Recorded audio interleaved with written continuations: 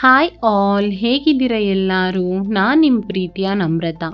ನಾನಿವತ್ತು ನಿಮಗೆ ರೈಸ್ ಕೇಸರಿ ಬಾತ್ ಮಾಡೋದನ್ನು ತೋರಿಸೋಣ ಅಂತ ಅಂದ್ಕೊಂಡಿದ್ದೀನಿ, ಆಯಿತಾ. ಇದು ನಮ್ಮ ಉತ್ತರ ಕನ್ನಡದಲ್ಲಿ ಒನ್ ಟೈಮಲ್ಲಿ ಫೇಮಸ್ ಆಗಿತ್ತು. ನಾವು ಸಣ್ಣವರಿರುವಾಗಲಂತೂ ಯಾವುದೇ ಫಂಕ್ಷನ್ ಆದರೂ ಈ ಕೇಸರಿ ಬಾತ್ ಇದ್ದೇ ಇರ್ತಿತ್ತು, ಅದೇ ವಿಶೇಷ. ಸೊ ನಾವೆಲ್ಲರೂ ವೆಯ್ಟ್ ಮಾಡ್ತಿದ್ವಿ, ಯಾವ ಫಂಕ್ಷನ್ ಬಂದರೂ ಈ ಕೇಸರಿ ಬಾತ್ ಫಿಕ್ಸ್ ಆಗ್ತಿತ್ತು, ಆಯಿತಾ. ಅಷ್ಟೇ ಸೂಪರ್ ಡೂಪರ್ ಆಗಿರುತ್ತೆ. ಪರ್ಫೆಕ್ಟ್ ಮೆಷರ್ಮೆಂಟಲ್ಲಿ ಹೇಳ್ಕೊಡ್ತೀನಿ. ಸೊ ಕೆಲವೊಬ್ರು ಕೇಸರಿ ಬಾತ್ ಅಂದರೆ ರವದಿಂದ ಮಾಡ್ತಾರಲ್ವಾ, ಅದಕ್ಕೂ ಸಹ ಕೆಲವೊಂದು ಕಡೆ ಕೇಸರಿ ಬಾತ್ ಅಂತಾರೆ. ನಾವು ಅದಕ್ಕೆ ಶಿರಾ ಅಂತ ಅಂತೀವಿ. ಬಟ್ ಇದು ರೈಸಿಂದ ಮಾಡೋದು ಕೇಸರಿ ಬಾತ್ ಅಂತ ನಮ್ಮ ಕಡೆ ಹೇಳ್ತೀವಿ. ಇದು ಮಾಡಲಿಕ್ಕೆ ನಾನಿಲ್ಲಿ ದಾವತ್ ಅವ್ರದ್ದು ಮಿನಿ ಮೋಗ್ರಾ ರೈಸ್ ಬರುತ್ತಲ್ವಾ, ಚಿಕ್ಕ ಚಿಕ್ಕ ರೈಸು, ಅಂದರೆ ಅದು ಕಟ್ಟಾಗಿರುತ್ತೆ ಒಂದು ರೈಸಲ್ಲಿ ಎರಡು, ಬಟ್ ತುಂಬ ಪರಿಮಳ ಇರುತ್ತೆ. ಆ ರೈಸಲ್ಲಿ ಮಾಡ್ತಾ ಇದ್ದೀನಿ.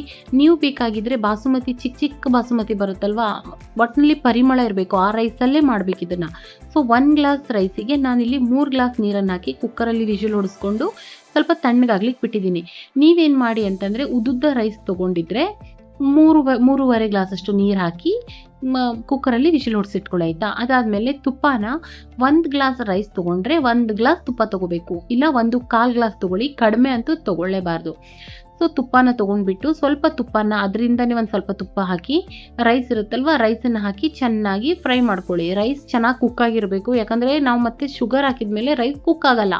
ಸೊ ಅದರಿಂದ ನಾವೇನು ಮಾಡಬೇಕು, ಫಸ್ಟೇ ರೈಸನ್ನು ಚೆನ್ನಾಗಿ ಒಂದು 3 ಇಲ್ಲ 4 ವಿಷಲ್ ಹೊಡಿಸ್ಕೊಂಡು ಇಟ್ಕೋಬೇಕು. ರೈಸ್ ಗಟ್ಟಿ ಇರಲೇಬಾರ್ದು. ಅದಾದಮೇಲೆ ಸಕ್ಕರೆನ 1ಕ್ಕೆ 3 ಕಪ್ಪಷ್ಟು ಸಕ್ಕರೆ ಬೇಕು, ಉದ್ದುದ್ದ ರೈಸ್ ಆಗಿದ್ದರೆ. ನಾನಿಲ್ಲಿ ಕಡಿ ರೈಸ್ ಆಗಿರೋದ್ರಿಂದ 2 ಕಪ್ಪು ಮತ್ತು ಒಂದು ಸ್ವಲ್ಪ ಹಾಕಿದ್ದೀನಿ, ಯಾಕಂದರೆ ತುಂಬ ಸ್ವೀಟ್ ಇಷ್ಟಪಡಲ್ಲ. ಹಾಗಾಗಿ ನೀವು ತುಂಬ ಸ್ವೀಟ್ ಇಷ್ಟಪಡ್ತೀರಾ ಅಂದರೆ 1-2 ಹಾಕೋಬೋದು. ಆದರೆ ನೀವು ಉದ್ದುದ್ದ ರೈಸ್ ಹಾಕಿದರೆ 1 ಕಪ್ ಅಕ್ಕಿಗೆ 3 ಕಪ್ ರೈಸ್ ಹಾಕಬೇಕು, ಇಲ್ಲ 2-3/4 ಕಪ್ ಹಾಕ್ಕೊಳ್ಳಿ, ತುಂಬ ಸ್ವೀಟ್ ಬೇಡ ಅಂತಂದರೆ. ಸೊ ಹಾಕೊಂಡು ಮಾಡ್ಕೋಬೋದು, ತುಂಬ ಟೇಸ್ಟಿಯಾಗಿ ಬರುತ್ತೆ. ನಾನು ತೋರಿಸ್ತಿದ್ದೀನಲ್ವ, ಇದೇ ಥರ ಮಿಕ್ಸ್ ಮಾಡ್ತಾನೆ ಹೋಗಬೇಕು. ತುಪ್ಪನ ಒಂದೇ ಸಲ ಸೇರಿಸ್ಕೋಬಾರ್ದು. ನಾವೀಗ ಮೈಸೂರು ಪಾಕ್ ಮಾಡುವಾಗ ಹೇಗೆ ತುಪ್ಪನ ಸೇರಿಸ್ಕೊತಾ ಹೋಗ್ತೀವಲ್ವ, ಅದೇ ರೀತಿ ನಾವಿಲ್ಲಿ ಸ್ವಲ್ಪ ಸ್ವಲ್ಪ ತುಪ್ಪನ ಸೇರಿಸ್ಕೋಬೇಕು. ಅದಾದಮೇಲೆ ಆ ಸಕ್ಕರೆ ಎಲ್ಲ ಕರಗ್ಲಿಕ್ಕೆ ಸ್ಟಾರ್ಟ್ ಆಗುತ್ತೆ. ಸೊ ಚೆನ್ನಾಗಿ ತಿರ್ಗಿಸ್ಕೋತಾ ಇರಬೇಕು, ಅಂದರೆ ತಳ ಹಿಡಿಬಾರ್ದಲ್ವಾ. ಸೊ ಅದಕ್ಕೋಸ್ಕರ ನಾನಿಲ್ಲಿ ನಾನ್ ಸ್ಟಿಕ್ ಯೂಸ್ ಮಾಡಿದ್ದೀನಿ. ನೀವು ಬೇಡ ಅಂದರೆ ನಾರ್ಮಲ್ ಪಾತ್ರದಲ್ಲೂ ಆರಾಮ್ ಮಾಡ್ಕೋಬೋದು. ಸೊ ಸ್ವಲ್ಪ ಸ್ವಲ್ಪ ತುಪ್ಪ ಹಾಕಿ ಚೆನ್ನಾಗಿ ತಿರುಗಿಸ್ಬೇಕು, ಅಂದರೆ ತುಪ್ಪ ಮತ್ತು ರೈಸು ಎರಡು ಒಂದಕ್ಕೊಂದು ಹೊಂದ್ಕೋಬೇಕು. ಅಲ್ಲಿ ತನಕ ಚೆನ್ನಾಗಿ ನಾವು ಮಿಕ್ಸ್ ಮಾಡ್ತಾನೇ ಇರಬೇಕು. ಇಲ್ಲಾಂದರೆ ಏನಾಗುತ್ತೆ, ತುಪ್ಪ ಬೇರೆ ಇರುತ್ತೆ, ರೈಸ್ ಬೇರೆ ಇರುತ್ತೆ, ಆ ಟೇಸ್ಟ್ ಬರೋಣ ನಮಗೆ. ಸೊ ಹಾಗಾಗಿ ನಾವಿಲ್ಲಿ ಸ್ವಲ್ಪ ಸ್ವಲ್ಪ ತುಪ್ಪನ ಹಾಕಿ ಮಿಕ್ಸ್ ಮಾಡ್ತಾ ಚೆನ್ನಾಗಿ ಕಾಯಿಸ್ಕೋಬೇಕು. ಅದು ಸಕ್ಕರೆ ತೆಳ್ಳಗಾಗ್ತಾ ಇರುತ್ತೆ, ಆಮೇಲೆ ಸ್ಲೋ ಆಗಿ ದಪ್ಪ ಬರ್ಲಿಕ್ಕೆ ಸ್ಟಾರ್ಟ್ ಆಗುತ್ತೆ. ಆದರೆ ತುಂಬ ಟೇಸ್ಟಿಯಾಗಿ ಬರುತ್ತೆ, ಟ್ರಸ್ಟ್ ಮೀ. ಒಮ್ಮೆ ಮಾಡಿ ನೋಡಿ, ಮತ್ತೆ ಮತ್ತೆ ಈ ಕೇಸರಿ ಬಾತನ್ನು ಮಾಡಿ ತಿಂತಾ ಇರ್ತೀರಾ. ಸೊ ಕೇಸರಿ ಬಾತ್ ಅಂದ ತಕ್ಷಣ ರವಾ ಅಂತ ಅಂದ್ಕೋಬೇಡಿ. ಯಾರಾದರೂ ಬೇರೆ ಕಡೆಯವ್ರು ನೋಡ್ತಾ ಇದ್ರೆ, ನಮ್ಮ ಉತ್ತರ ಕನ್ನಡ ಸೈಡ್ ಅವ್ರಿಗೆ ಗೊತ್ತಾಗ್ಬಿಡುತ್ತೆ ಇದು ರೈಸಿನ ಅಂತ. ಬಟ್ ಯಾರಾದರೂ ಬೇರೆ ಕಡೆಯಿಂದ ನೋಡ್ತಾ ಇದ್ದರೆ, ಇದು ರವದ ಕೇಸರಿ ಬಾತ್ ಅಲ್ಲ, ಇದು ಅಕ್ಕಿ ಕೇಸರಿ ಬಾತ್, ಆಯಿತಾ.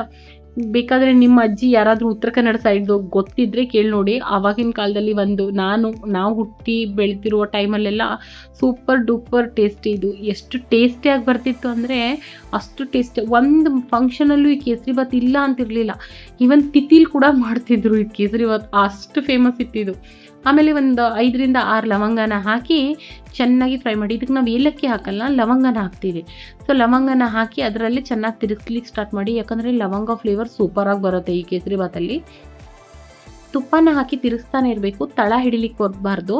ಸೊ ನಾವು ತುಪ್ಪ ಎಲ್ಲ ಹಾಕ್ತಾ ಹಾಕ್ತಾ ಹಾಕ್ತಾ, ಅಂದರೆ 1 ಕಪ್ಗೆ ಫುಲ್ 1 ಕಪ್ ಹಾಕಬೇಕು. ನಾನು ಅದರಲ್ಲಿ 1-2 ಸ್ಪೂನ್ ಇಟ್ಕೊಂಡಿದ್ದೀನಿ, ಯಾಕಂದರೆ ದ್ರಾಕ್ಷಿ ಮತ್ತು ಗೋಡಂಬಿನ ಅದರಲ್ಲೇ ಫ್ರೈ ಮಾಡ್ಕೊಳ್ಳೋಣ ಅಂತ ಹೇಳಿ ಇಟ್ಕೊಂಡಿದ್ದೀನಿ. ಹೇಗೂ ಅದನ್ನು ಲಾಸ್ಟಿಗೆ ಇದಕ್ಕೆ ಸೇರಿಸ್ತೀವಲ್ವಾ. ಸೊ ಹಾಗಾಗಿ ನಾನಿಲ್ಲಿ ಸ್ವಲ್ಪ ಹಾಲಿಗೆ ಕೇಸರಿನ ನೆನೆಸಿಟ್ಟಿದ್ದೆ. ನೀವು ಬೇಕಾದರೆ ಕಲರ್ ಹಾಕೋಬೋದು, ಬಟ್ ಕಲರ್ ಒಳ್ಳೇದಲ್ಲ ಅಂತ ಹೇಳಿ ಮೊದಲೆಲ್ಲ ನಾವೆಲ್ಲ ತಿನ್ನುವಾಗ ಫುಲ್ ಯೆಲ್ಲೋ ಕಲರ್ ಬರ್ತಿತ್ತು. ಯೆಲ್ಲೋ ಕಲರ್ ಕೇಸರಿ ಬಾತ್ ಅಂತಲೇ, ವೈಟ್ ಕಂಡ್ರೆ ಇಷ್ಟ ಆಗ್ತಿರಲಿಲ್ಲ, ಅದು ಯೆಲ್ಲೋ ಕಲರೇ ಇರಬೇಕು. ಸೊ ಕಲರ್ ಯೂಸ್ ಮಾಡ್ತಿದ್ರು.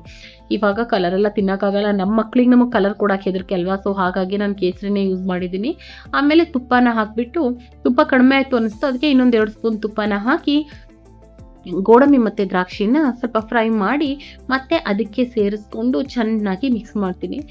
ಎಲ್ಲಿ ತನಕ ನಾವು ಮಿಕ್ಸ್ ಮಾಡಬೇಕು ಅಂತಂದರೆ, ನಮಗೆ ಸೈಡೆಲ್ಲ ತುಪ್ಪ ಬಿಡ್ತಾ ಬರಬೇಕು, ರೈಸಿಂದ ಬಿಡಬೇಕು. ನಾವು ರೈಸಿಗೆ ಹಾಕಿದ್ದನ್ನೇ ವಾಪಸ್ ಬಂದರೆ ಅಲ್ಲ, ರೈಸ್ ಎಲ್ಲ ಹೀರ್ಕೊಂಡು ಚೆನ್ನಾಗಿ ಸೈಡಲ್ಲಿ ತುಪ್ಪ ನಮಗೆ, ಅಂದರೆ ನಾವು ನಾವೇನಂತೀವಿ ಸೌಂಡಲ್ಲಿ ನಾವು ಆ ಕಡೆ ಈ ಕಡೆ ಮಾಡುವಾಗ ಕೇಸರಿ ಬಾತನ್ನು ಆಟೋಮೆಟಿಕ್ ಅದು ಬಿಟ್ಕೊಳ್ಳುತ್ತೆ. ನಿಮ್ಗೆ ಗೊತ್ತಾಗುತ್ತೆ, ತಿರುಗಿಸ್ತಾ ತಿರುಗಿಸ್ತಾ ಸ್ವಲ್ಪನೂ ಹಿಡ್ಕೊಳ್ಳಲ್ಲ.